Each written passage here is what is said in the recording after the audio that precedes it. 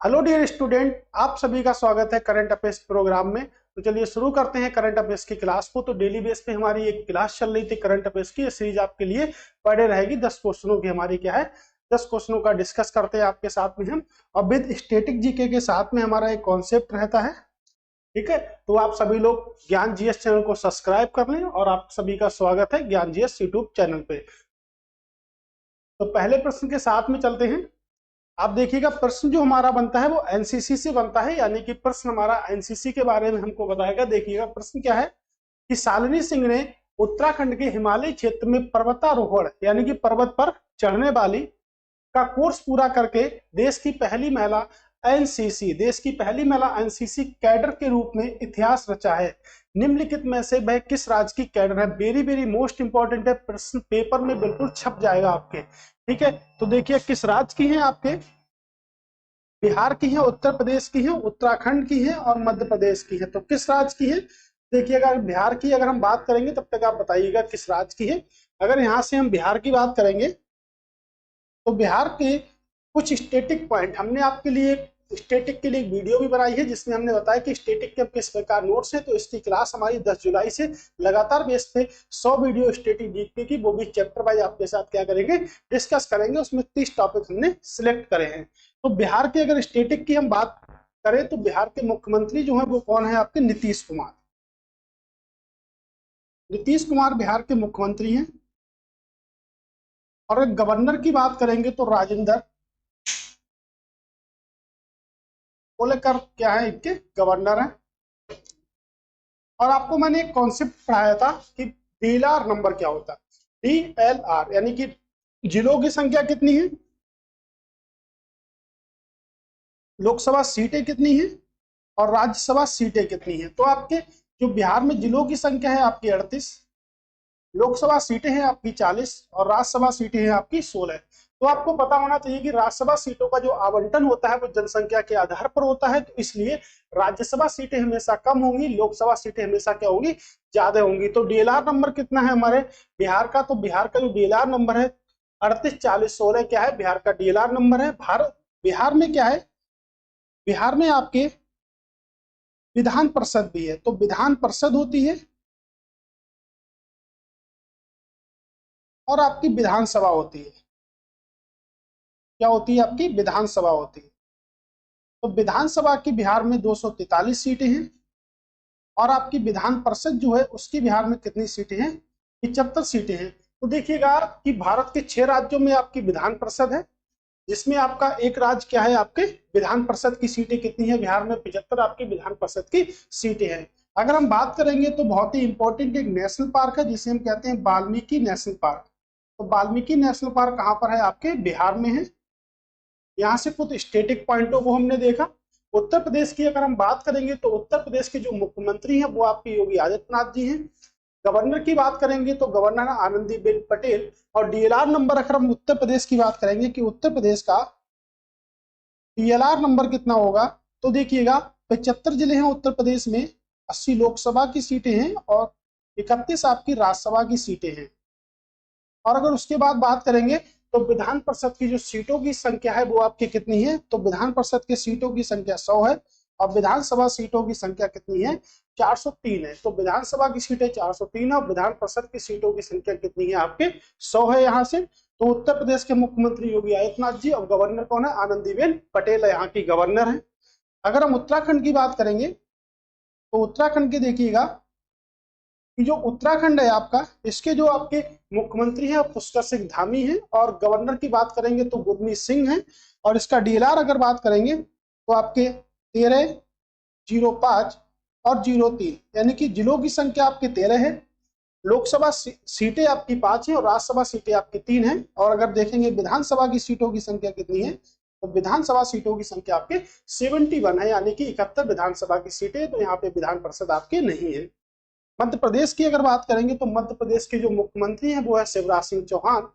Governor की बात करेंगे तो मंगू भाई पटेल हैं। और अगर डीएलआर नंबर की बात करेंगे तो मध्य प्रदेश का डीएलआर की बात करेंगे तो 52, 29 और 11 है। और अगर विधानसभा सीटों की बात करेंगे तो 243 के हैं विधानसभा की सीटें हैं यहाँ से। तो ये मोस्ट इंपॉर्टेंट स्टेटिक जीके बनते हैं। तो इस प्रकार हमने 4 राज्यों को देखा है। तो इसका सही आंसर होगा वो क्या होगा, आपके उत्तर प्रदेश होगा। तो शालिनी सिंह जो है वो उत्तर प्रदेश के लखनऊ शहर की रहने वाली है और इनकी जो एज है वर्तमान समय 20 वर्ष है। तो इन्होंने क्या करा, कोर्स पूरा करा है एनसीसी का उत्तराखंड से, पर्वतारोहण पर चढ़ी है। तो ये किस चोटी पर चढ़ी है, यानी कि उसकी ऊंचाई कितनी थी, 15,400 फीट उसकी क्या थी, यहाँ से ऊंचाई थी।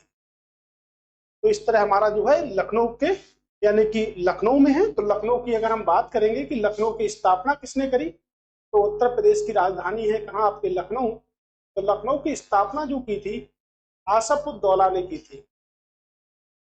आसफ उद दौला ने लखनऊ की स्थापना की थी। और उसके बाद लखनऊ को प्राचीन समय में अवध के नाम से जानते थे। तो अवध की स्थापना की अगर हम बात करेंगे कि अवध की स्थापना किसने की थी, तो अवध की स्थापना की थी शहादत खान ने। तो शहादत खान ने अवध की स्थापना की थी।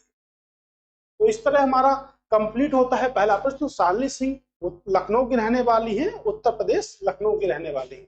ठीक है, अगला प्रश्न है कि डीपीआईआईटी ने निम्नलिखित में से किस बैंक के सहयोग से औद्योगिक पार्क रेटिंग पद्धति शुरू की है। तो डीपीआईआईटी ने निम्नलिखित में से किस बैंक, यानी किस बैंक की बात कर रहा है कि सहयोग से औद्योगिक पार्क रेटिंग पद्धति की शुरुआत की है। ठीक है, ऑप्शन है Asian infrastructure investment bank, new development bank, विश्व बैंक, या बात करेंगे कि आपके एशियाई विकास बैंक। अगर हम नीचे की तरफ से चलते हैं तो एशियाई विकास बैंक का जो हेड ऑफिस है वो कहां पर है, आपके मनीला। तो मनीला फिलीपींस में क्या है, आपके हेड ऑफिस है एशियाई विकास बैंक का। और इसके सदस्य देशों की जो संख्या है तो इसके 68, यानी कि 68 इसके क्या है, सदस्य हैं, 68 देश के सदस्य हैं। विश्व बैंक की बात करेंगे तो विश्व बैंक का जो हेड ऑफिस है वो आपके कहां पर है, तो वो आपके वाशिंगटन डीसी में है। ये आपके कहां पर है, तो वाशिंगटन डीसी आपकी यूएसए यानी कि अमेरिका में है। और इसके जो सदस्य देशों की जो संख्या है वो 189 है आपके। अगर न्यू डेवलपमेंट बैंक की अगर बात करेंगे तो इसका जो मुख्यालय है वो आपके शंघाई में है। और शंघाई आपके चाइना, यानी कि चाइना या चीन के अंतर्गत आता है। तो शंघाई आपके। और एशियन इंफ्रास्ट्रक्चर इन्वेस्टमेंट बैंक की अगर हम बात करते हैं तो इसका मुख्यालय आपके चाइना के बीजिंग में है। तो चाइना की कैपिटल क्या है, तो चाइना की कैपिटल बीजिंग है। तो आपके चीन चाइना में है। तो एशियन इंफ्रास्ट्रक्चर बैंक। तो अगर न्यू डेवलपमेंट बैंक की बात करेंगे तो इसकी जो स्थापना हुई है वो 2014 और 2015 के अंतर्गत की गई है।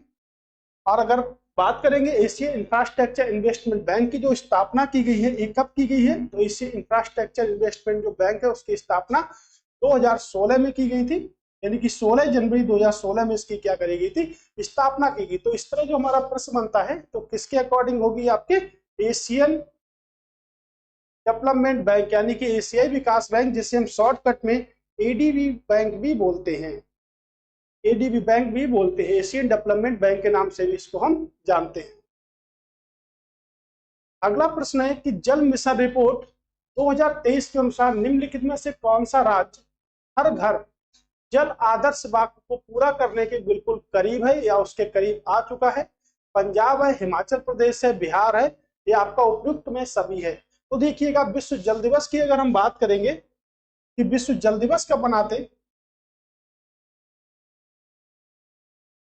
विश्व जल दिवस मोस्ट इंपोर्टेंट दिवस है हमारे, उसमें एक मोस्ट इंपोर्टेंट में विश्व जल दिवस भी आता है। विश्व जल दिवस हम 22 मार्च को बनाते हैं और 22 मार्च 2023 हमारा गुजर चुका है। इसके लिए हम याद करेंगे कि 2023 की थीम क्या है हमारी। तो 2023 की थीम हमारा एक्सीलरेटिंग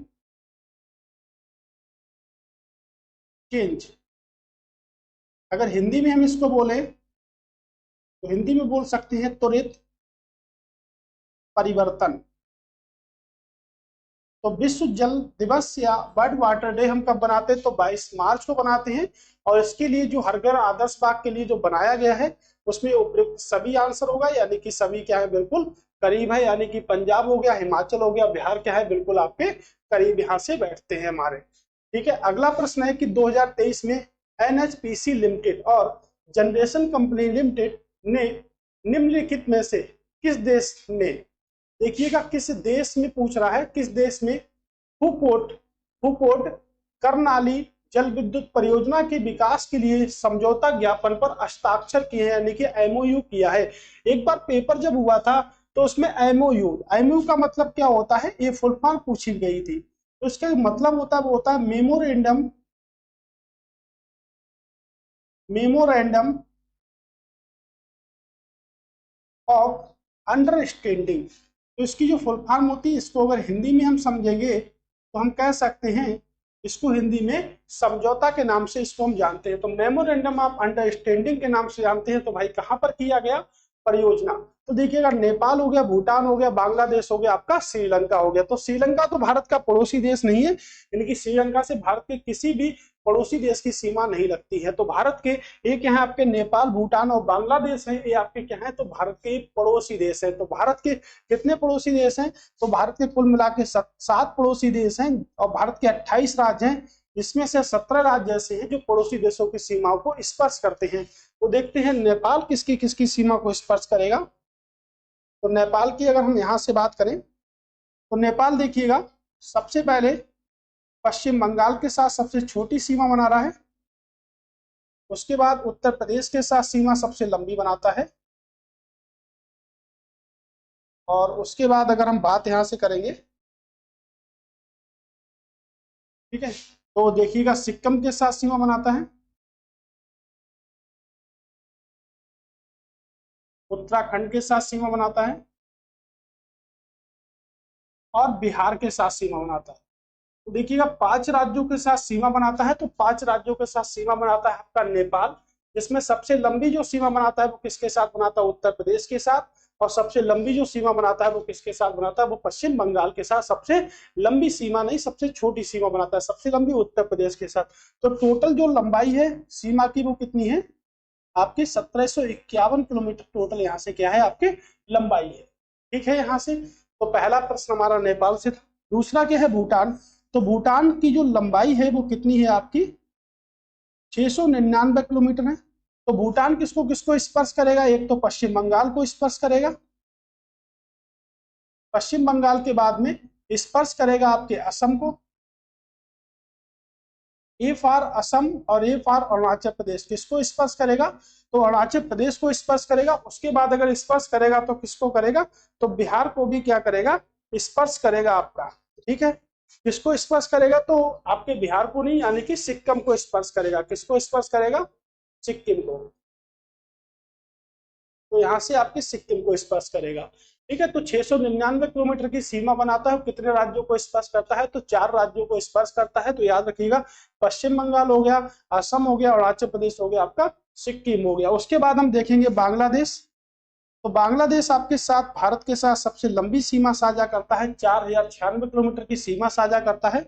और देखिएगा कि किसके किसके साथ, तो तीनों ओर अंतरराष्ट्रीय सीमाओं से घिरा हुआ है आपका क्या, त्रिपुरा। त्रिपुरा के बाद मेघालय से सीमा साझा करता है। मेघालय के बाद अगर हम देखेंगे किससे सीमा साझा करेगा, तो देखिएगा मिजोरम से सीमा साझा करेगा। और आपके तो सीमा जो साझा करेगा किससे करेगा, मिजोरम हो गया आपके, और असम से भी सीमा को क्या करता है, साझा करता है। तो याद रखिएगा मोस्ट इंपोर्टेंट है बांग्लादेश। तो बांग्लादेश आपके साझा करेगा। ठीक है, तो बांग्लादेश उसके बाद में 4 राज्य, 4 नहीं यानी कि 5 राज्यों के साथ साझा करेगा और एक क्या है आपके पश्चिम बंगाल। तो आपके बांग्लादेश किसके, पश्चिम बंगाल। श्रीलंका से किसी भी देश की सीमा स्पर्श नहीं होती है। तो देखिएगा इसका जो आंसर होगा वो क्या होगा, नेपाल। उसका राइट आंसर क्या होगा आपका, नेपाल। जुलाई 2023 में फ्रांस में निम्नलिखित में से किस भारतीय सशस्त्र बल के साथ अभ्यास में भाग लिया था। ठीक है, तो सेना के साथ, वायुसेना के साथ, या नौसेना के साथ, या सीमा सुरक्षा बल के साथ। तो भारत ने क्या करा, फ्रांस के साथ एक अभ्यास करा है, जिसको क्या नाम दिया है और कहां पर आयोजित हुआ, ये हमको बताना है। इसमें प्रश्न है कि भारत ने जो फ्रांस के साथ जो अभ्यास करा उसमें कौन सी सेना शामिल थी, सेना शामिल थी, वायुसेना शामिल थी, नौसेना शामिल थी, या सीमा सुरक्षा बल हमारा क्या था, यहाँ पे शामिल था।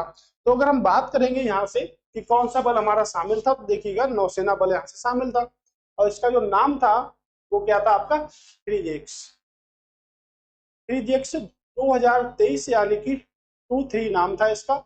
और एक कहाँ आयोजित हुआ, तो ये आपके केरल में आयोजित किया गया। केरल के तिरुवनंतपुरम में इसको क्या किया गया, आयोजित किया गया यहाँ से। तो इसका सही आंसर होगा वो क्या होगा, नौसेना के साथ आयोजित किया गया। फ्रांस की अगर बात करेंगे तो फ्रांस की कैपिटल क्या है आपके, पेरिस है। और पेरिस में आपके यूनेस्को का मुख्यालय है। इसका मुख्यालय आपके यूनेस्को का मुख्यालय कहाँ पर है, पेरिस में है। और पेरिस आपके किस नदी के किनारे है, तो पेरिस एक सीन नदी के किनारे है। पेरिस किस नदी के किनारे है, तो पेरिस आपकी सीन नदी के किनारे है। और पेरिस में किसका मुख्यालय है, तो आपके यूनेस्को का मुख्यालय कहाँ पर है, पेरिस में है।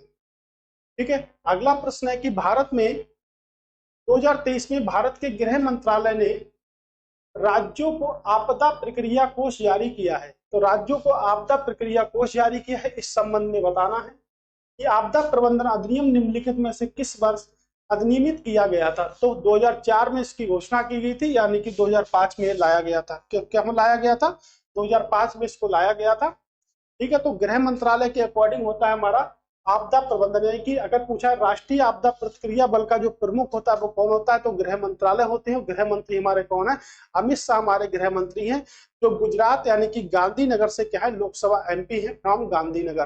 तो गुजरात के गांधीनगर से क्या है, लोकसभा एमपी है। और इसके लिए अगर हम बात करेंगे कि राष्ट्रीय आपदा, एक तो आपका होता है राष्ट्रीय आपदा प्रतिक्रिया दिवस, एक तो ये होता है, ये कब बनाया जाता है। उसके बाद होता है दूसरा राष्ट्रीय आपदा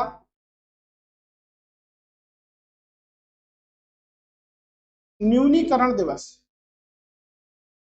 न्यूनीकरण दिवस एक कब बनाया जाता है, तो देखिएगा ये दो पॉइंट है हमारे पास में कि राष्ट्रीय आपदा प्रतिक्रिया दिवस कब बनाया जाता है, राष्ट्रीय आपदा न्यूनीकरण दिवस हमारा कब बनाया जाता है। तो ये तो आपकी 19 जून को बनाया जाता है, सॉरी जनवरी को बनाया जाता है। ये आपके 13 अक्टूबर को बनाया जाता है।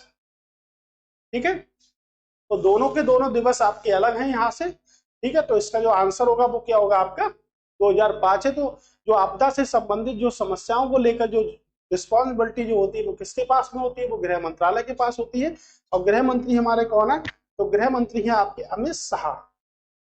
अमित शाह हमारे गृह मंत्री हैं। तो लोकसभा एमपी है कहाँ से, तो लोकसभा एमपी है आपके गांधीनगर से। गांधीनगर कहाँ, तो गांधीनगर आपके गुजरात से क्या है, लोकसभा के एमपी हैं आपके। ठीक है, यहाँ से अगले प्रश्न की ओर चलते हैं। अगला प्रश्न है कि पुनर्स्थापना के लिए जैव विविधता D4R उपकरण निम्नलिखित में से किस प्रजाति के डाटा को विकसित करने के लिए प्रयोग किया गया है। देखिएगा, वृक्ष हो गया, मवेशी हो गया, मनुष्य हो गया, मवेशी और मनुष्य दोनों हो गया। आपको पता होना चाहिए करंट अफेयर्स में कितना करंट है। ठीक है ना, तो उसी हिसाब से प्रश्न बनाते हैं। तो करंट अफेयर्स में बहुत करंट है।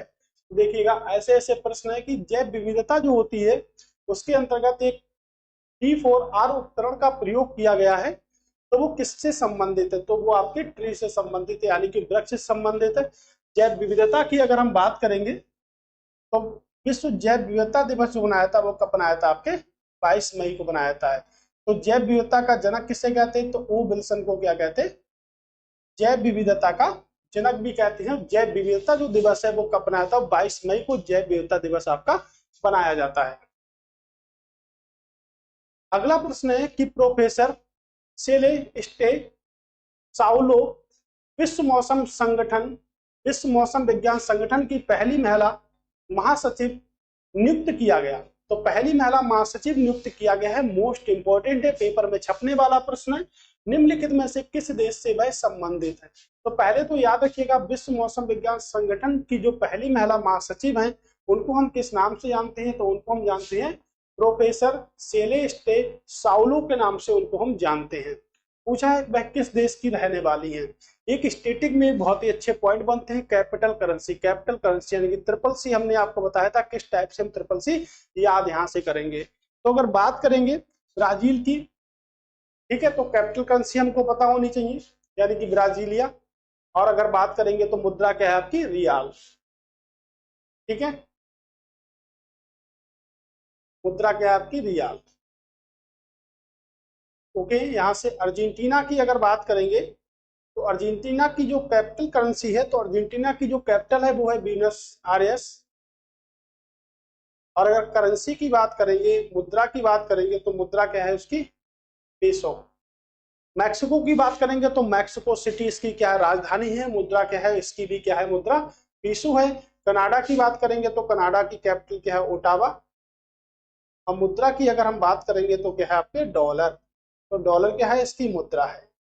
ठीक है, तो इस तरह हम देखेंगे किस देश के रहने वाले हैं, तो अर्जेंटीना के रहने वाले हैं आपके। एंडीज पर्वत श्रृंखला भी अर्जेंटीना के साथ सीमा बनाती है आपकी, तो उसी देश की रहने वाली है आपकी। ठीक है, तो पहली महिला। अगर विश्व मौसम विज्ञान संगठन की बात करेंगे तो इसकी स्थापना आपके 23 मार्च 1950 को जिनेवा जिनेवा स्विट्जरलैंड में क्या हुई थी, इसकी स्थापना हुई थी। तो 23 मार्च को हम बनाते भी हैं, कौन सा दिवस मनाते हैं, विश्व मौसम विज्ञान संगठन दिवस भी हम 23 मार्च को बनाते हैं यहाँ पर। तो याद रखिएगा। अगला प्रश्न है, देखिए व्यक्ति जो है ना, आप देख रहे होगे कैसे सुलग रहा है ना। तो अगर आप सिगरेट पियोगे तो आप भी ऐसे हो जाओ, ठीक है ना, इसी की तरह आपका चित्र बनेगा। और छपोगे कहाँ, न्यूज पेपर में, और मिलोगे कहाँ, शमशान भूमि में। ठीक है, तो देखो ये ऐसे सुलग रहा है ना, ये जल रहा है अपने में, है ना, सिगरेट पना पीता है। तो सिगरेट के लिए या तंबाकू के लिए, क्योंकि तंबाकू में भी क्या होती है, निकोटीन होती है आपकी। तो निकोटीन क्या है, एक मादक पदार्थ है। और निकोटीन से शरीर हमारा कैसा होता है, ऐसे, है ना। अगर हम और भी गुटखा वगैरह खाएंगे तब भी स्थिति हमारी यही होने वाली है। तो निम्नलिखित में से कौन सा पहला ऐसा देश बन गया है जिसने over the top, over the top को हम लिखते हैं ओटीटी प्लेटफार्मों के लिए तंबाकू विरोधी चेतावनियां और अस्वीकारीकरण को, जैसे सिनेमा घरों में टेलीविजन कार्यक्रम में दिखाए जाने वाली फिल्मों में देखा जाता है, प्रदर्शित करना अनिवार्य कर दिया। यानी कि पूरी तरह से प्रश्न ये है कि जहां पर जो सिनेमा हॉल है, ऐसा कौन सा देश बना है जिन सिनेमा हॉलों में पिक्चर स्टार्ट होने से पहले या मूवी स्टार्ट होने से पहले एक तंबाकू से संबंधित जो बीमारियां होती हैं उनके बारे में जागरूक करने के लिए ऐसा किस देश ने किया है। कुछ दिन पहले राष्ट्रगान के लिए बोला गया था, लेकिन अब किसके लिए बोला गया है, तो ऐसा देश हमारा एक ही है, यानी कि भारत क्या है, भारत एक महान देश है। तो ये सिगरेट जो देख रहे हो ना, इसी की तरह आपके फेफड़े भी चले जाएंगे। तो इसके लिए तंबाकू दिवस हम कब बनाते हैं, तंबाकू रोकथाम दिवस हम बनाते हैं किस कब, 31 मई को बनाते हैं। और तंबाकू में कौन सा एक नशीला पदार्थ होता है जिससे हम क्या कहते हैं, निकोटीन के नाम से जानते हैं। तो तंबाकू में एक नशीला पदार्थ होता है जिसे हम निकोटीन कहते हैं। तो अगर सिनेमा घरों में आप मूवी देखने जाओगे तो ऐसे हमारे ऐड आते हैं वहां पर, जिससे हमें लगा कि हम सिगरेट वहां पे ना पिए, क्योंकि धूम्रपान करना क्या है, स्वास्थ्य के लिए हानिकारक है।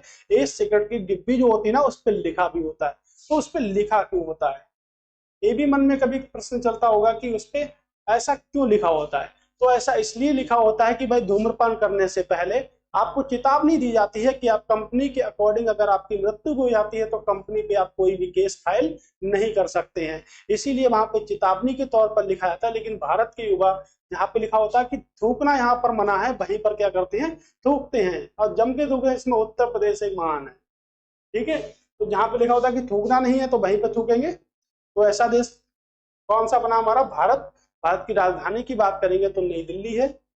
अगर बात करेंगे फ्रांस की राजधानी की तो पेरिस इसकी कैपिटल है। जर्मनी की राजधानी बर्लिन है आपके। और चीन की राजधानी आपके क्या है, बीजिंग है। तो कैपिटल करेंसी का रूल आपके लिए फेल नहीं होने वाला है, एक चालू रखिएगा आप लोग। जून 2023 में इंटर ब्रांड कंसल्टेंसी ने भारत के शीर्ष 50 सबसे मूल्यवान ब्रांडों की सूची जारी की है। तो ब्रांडों की सूची जारी की है। इस सूची में निम्नलिखित में से सबसे मजबूत ब्रांड किसका है। तो भाई सबसे मजबूत ब्रांड पूछा है, यानी कि पूरा जो मजबूत ब्रांड है वो किसका है, आपका आपके रिलायंस का है, या उसके बाद दूसरी कंपनी एयरटेल का है, वोडाफोन का है, टाटा कंसल्टेंसी सर्विस का है। तो बताइएगा किसका ब्रांड है। तो देखिएगा प्रश्न ही है आपके कंसल्टेंसी। तो अगर इस टाइप से अगर देखोगे तो यही आपका क्या है, राइट आंसर है। तो टाटा कंसल्टेंसी सर्विस, जिसे हम शॉर्टकट में बोल सकते हैं टीसीएस, ठीक है। वोडाफोन है आपके, एयरटेल है आपके, रिलायंस है, तो कोई भी मजबूत ब्रांड की श्रेणी में नहीं आता। तो 50 के सबसे मजबूत ब्रांड में क्या आया, तो टीसीएस आया। और भारत में अगर बात करेंगे तो भारत में सबसे मजबूत जो ब्रांड आता है वो किसका आता है, आपके एप्पल का आता है। जी भाई दिल बन गया। बनाना क्या था यहाँ पे, एप्पल बनाना था, बन क्या गया यहाँ पे, दिल बन गया। ठीक है, देखो एप्पल बनाते हैं ना ऐसे, और ये भी दिल ही लग रहा है। ठीक है, तो सबसे मजबूत जो ब्रांड है वो क्या है, टीसीएस सबसे मजबूत जो ब्रांड। लो भैया इसे भी कर दिया, दिल क्या हुआ, टूट गया यहाँ से। राइट, तो आज हमारे प्रश्नों की जो श्रृंखला थी ना वो यहीं तक थी, दिल किसी का नहीं टूटना चाहिए। ठीक है, तो आज तो हमने दिल करंट अफेयर्स की क्लास में ही तोड़ लिया, तो आपको पता चला होगा करंट अफेयर्स की क्लास में कितना करंट है। तो करंट अफेयर्स की क्लास में जो करंट बनता है ना वो सबसे ज्यादा स्टेटिक से बनता है। स्टेटिक कहाँ पर आती है, तो छोटे लेवल के जो एग्जाम होते हैं जैसे यूपीएससी में ज्यादा स्टेटिक नहीं आती, लेकिन अगर हम डेली बेस पे देखेंगे, एसएससी सीजीएल का फर्स्ट पेपर देखेंगे, एमटीएस देखेंगे, यूपी पुलिस वगैरह देखेंगे, पुलिस की जितने भी किसी भी राज्य में है, तो उन सभी में स्टेटिक जी की हमारे मोस्ट इंपॉर्टेंट, सबसे ज्यादा स्टेटिक आपके रेलवे के एग्जामों में भी आती है। ठीक है, थैंक्स फॉर वॉचिंग। दोबारा फिर से हम लेंगे करंट अफेयर्स की नई वीडियो के साथ में।